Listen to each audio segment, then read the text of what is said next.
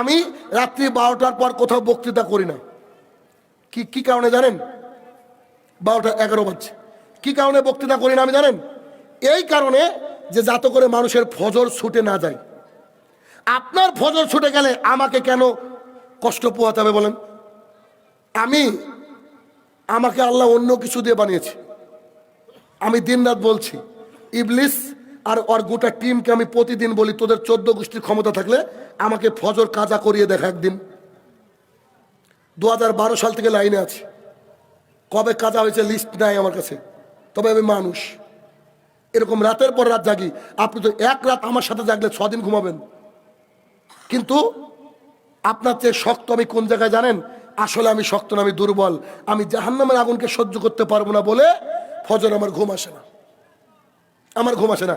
আজকে তো যেতে যেতে আল্লাহ জানে সাগর দিঘিতে ফজর হবে না কোথায় ফজর হবে। তো ফজর যাতে কাজা না হয় এজন্য করতে হবে কি, কোন দাম তোলা বক্তাকে ডাকতে হবে না। সোজা কথা বুঝেন, 3টে বক্তাকে ডাকবেন, 1 ঘন্টা করে আলোচনা শুনবেন। 11টা 11:30টার মধ্যে প্রোগ্রাম শেষ। মানুষ যদি চায় লক্ষ লক্ষ টাকা মানুষ এখানে দিয়ে যাবে। এই হ্যান্ডবিলটা যখন প্রচার করা হয়, এই হ্যান্ডবিলটাই বলা হয়নি মসজিদের উন্নতি কল্পে জালসা? কি হয়নি? এ দেখেন, গোরক্ষা জামে মসজিদের উন্নতি কল্পে, সবাই জানেন না? তাহলে নাটক করার জন্য কেন আরেকটা বক্তাকে নিয়ে আসেন যে আপনাকে গলা টিপে টিপে দান করবে, দান তুলবে বলেন? আপনারা তো জানেনই যে আল্লাহর ঘরকে উন্নত করার জন্য জালসা। তো এসে কি করবেন? গোরক্ষাবাসীকে বলছি, স্টেজে আসবেন মাগরিবের পর। কখন? মাগরিবের পর। সব লোক সেদিনকার কাজকর্ম বন্ধ। মাগরিবের পর এসে এই যে ভাই বসে আছে, ইনাকে লাখ লাখ টাকা দিবেন। কার ঘর সাচ্ছেন? আল্লাহর ঘর। আল্লাহর ঘর, আল্লাহকে তো হিসাব নেবে টাকার। আপনি ভাইকে এসে বলবেন, ভাই আমার তো নগদ টাকা নাই, এ দেখুন 20,000 টাকা দিব আমি, ওই 5 দিন পর বা 20 দিন পর বা 1 মাস পর 10 কুইন্টাল ধান আমার নামে লিখেন। এ দেখেন 30,000 টাকা লিখেন। আমার কিছু নাই, আমি ভ্যান চালিয়ে খাই, এ দেখেন 100 টাকা নেন। এইভাবে টাকাগুলা দিয়ে দিবেন মাগরিবের পর পর। তখন স্থানীয় একজন আলেমকে তুলবেন, বাইরে থেকে 2 জনকে আনবেন, বলবেন এখন আর টাকা আদায় হবে না, সরাসরি কোরআন এবং সুন্নাহকে শুনবো। এলাকায় পরিবর্তন হবে না? কি হবে না? কিন্তু আমরা করি কি, ওই দান তোলা বক্তাকে দিয়ে মেন টাইমটা নষ্ট করে দিই, আর প্রধান বক্তার জুজু দেখিয়ে মানুষকে রাখি। আজকে অনেকে এসেছিল আমার বক্তব্য শোনার জন্য, অনেকে চলে গেল, বলছে কি করব, আপনাকে এখন তুলবে না, রাত 11টার পর তুলবে।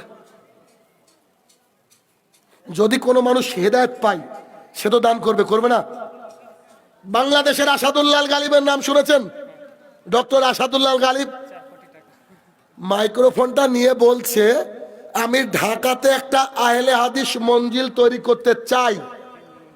একটা লোক এরকম জায়গা থেকে বলছে আমি 1 কোটি টাকা দিব।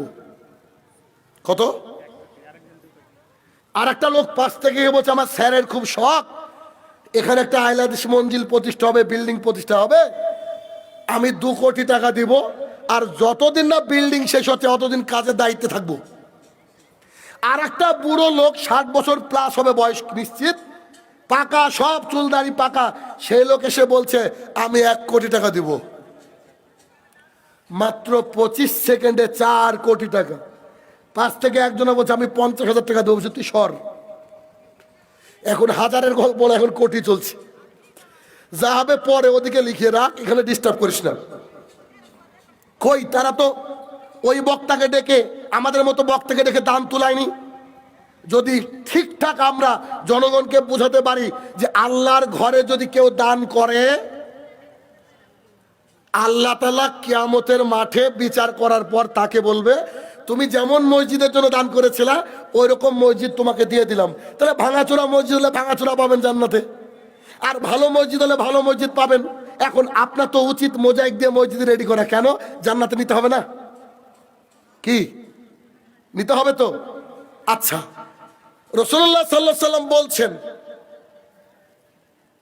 আবু যর গিফারি থেকে বর্ণিত হাদিস, আবু যর গিফারি রাদিয়াল্লাহু তাআলা আনহু বলেন রাসূলুল্লাহ সাল্লাল্লাহু আলাইহি সাল্লাম বলছেন, যে ব্যক্তি মসজিদ তৈরি করতে সাহায্য করে, সেই মসজিদটা যদি একটা পিপিলিকা পিঁপড়ার ঘরে সমানো হয়। পিঁপড়া বুঝেন না? পিঁপড়ে, পিঁপড়ের ঘরে সমানো হয়। আল্লাহ তাআলা সেই ব্যক্তিকে কিয়ামতের মাঠে ফায়সালা করার পর জান্নাতের মধ্যে প্রবেশ করাবে। বুঝেন বিষয়টা?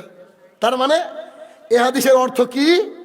একা মসজিদ তৈরি করে দিতে পারলেন না, কিন্তু আপনি একটু সহযোগিতা করলেন। এই সহযোগিতা করার কারণে আল্লাহ তাআলা দিবে। আল্লাহ তাআলার কি ঘাটতি আছে কোনো কিছু? একটা হাদিস, দুটো হাদিস বলবার মাত্র, দুটো হাদিস বলবো, মনোযোগ সহকারে শুনবেন। এক,